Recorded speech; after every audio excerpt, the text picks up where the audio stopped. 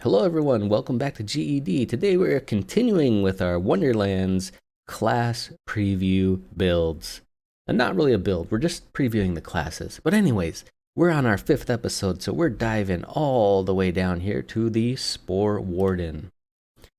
Oh, looks very Ranger-esque samurai, digital samurai. Look, check him out. Okay, so Spore Wardens are masters of nature who summon tornadoes and launch volleys of arcane arrows into enemy lines alongside their toxin-spewing mushroom companion. The Spore Wardens are swift guardians of the Wonderland's magical wilderness, deeply in tune with the natural world. Spore Wardens prowl through forests and bogs alongside their faithful, flatulent mushroom companion. Spore Wardens are able to annihilate their foes from afar, showing off their mastery of both conventional firearms and mystical summoned bow that unleashes a barrage of arcane arrows. Okay, so the class feat. And before I get into this, I'm just going to say that Spore Warden is basically like the Uber gunner of the Wonderlands. So we're going to see that in this entire skill tree preview, that they are just basically, I don't know which class to compare them into like a Borderlands 3 or 2. I would say just like a soldier like Mose or a Roland or something, like a pure gunner. Anyways, Mushroom Companion. The Fate Maker is accompanied by a Mushroom Companion that targets nearby enemies and deals poison damage. Pinging an enemy will cause your Mushroom Companion to lunge towards them. Any increases to your damage apply to your companions. So, on paper, Mushroom Companion seems pretty cool. Like having a pet, having I'm gonna compare him to Flack, having a extra entity running around, hitting things, shooting things, farting on things in this case.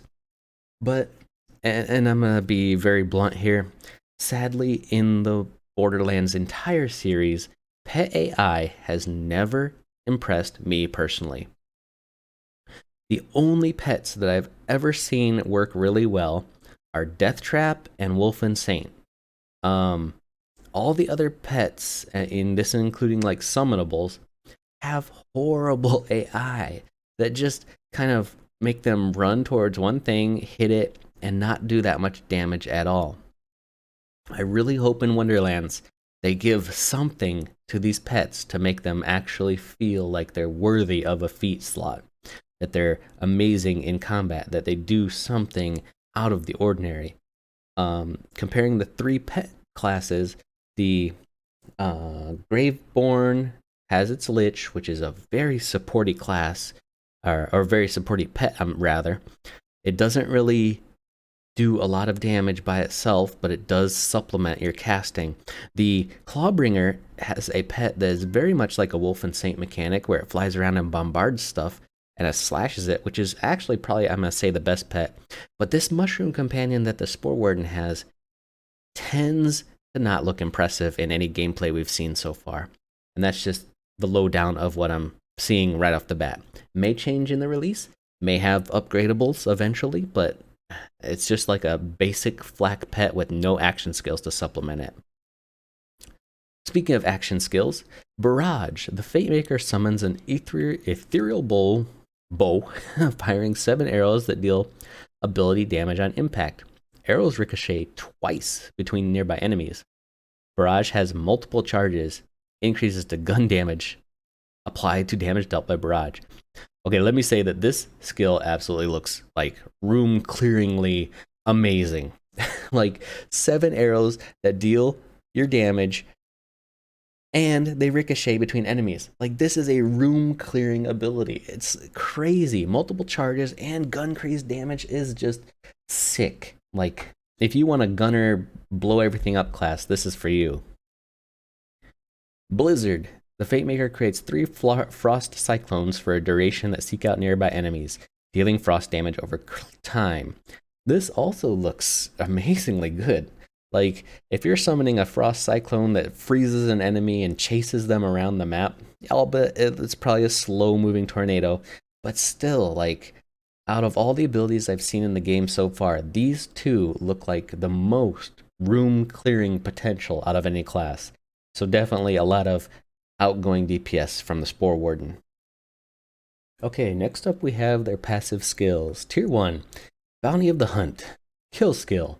Action skill cooldown rate is increased. So every time you kill something, you're feeding into your action skills, getting more bow shots or cyclones or whatever action skill you really choose from your multi-class. Kindred Heart. Let's see. Companion health is increased. Companion damage is increased. Now, again, the mushroom by itself is not great, but if you're multiclassing or you're having summonable companions via spells, this may be okay. Eagle Eye. Gun damage is increased. Gun handling is increased. Again, you're getting the ranger, the gunner style increase in damage and handling. Out of this entire tree, I would say that Eagle Eye is probably going to be the strongest, and these two are depends on your build, really. Affinity, Tier 2. Ability damage is increased, so you're doing more damage with your bow shots or your cyclones or whatever you have. Spore Cloud. Your mushroom companion will occasionally let one rip, taunting enemies and leaving a poison cloud that deals damage over time. Now, I understand that it will it will taunt enemies, but it's yet to be seen if this will taunt, like, say, a medium range group of enemies or enemies that are just within like melee range of this mushroom. Also, if it's a longer taunt, how about ranged enemies? They're not going to hit the poison cloud. Ranged enemies are just going to shoot, right? Who knows? You have to see it in action to debate it. Bullseye. Gun critical hit chance is increased. Companion critical hit chance is increased. Bring us down to Tier 3. Quiver of Holding. Magazine size is increased. The Fate Maker currently equipped weapon regenerates ammo over time. Okay, so this is basically Moe's abilities wrapped into one. More bullets and regenerating bullets. It's okay.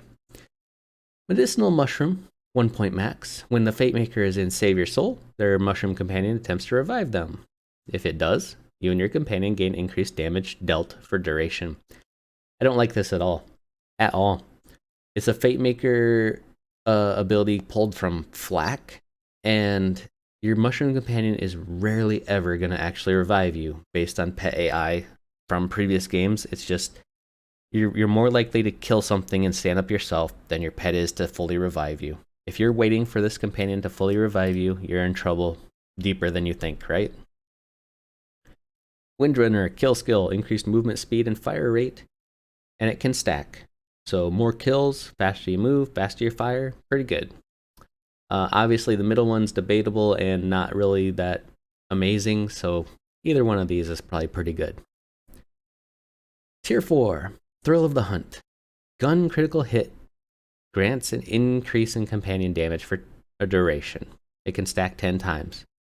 Okay, more companion damage. If you're going a full pet build with, like, say, a Graveborn, and you're just summoning tons of stuff, yeah, can be pretty good. Cold Shot. While aiming down the sights, the Fate Maker gains an ever-increasing amount of increased gun damage and damage reduction. So the longer you aim, the more you do, the more you reduce hits. Pretty good, but in Borderlands, you don't really aim down the sights for too long, so it would have to stack pretty quick. We'll see how quickly this actually, starts charging itself. I think another class had this ability too. I cannot quite remember which Borderlands class had this same ability. Anyways, Tier 5. Wrath of Nature. Whenever the Fate Maker deals ability damage to an enemy, the affected enemy takes increased damage from all sources for a duration. So basically, you shoot them with your bow or your tornado, and they get a damage modifier on them. Pretty good. And it's not just your bow or your cyclone. It could be any cross-class skill as well. Headhunter. Gun damage dealt to critical hit areas is increased. So if you can hit those crit areas, you're doing crazy amounts of damage.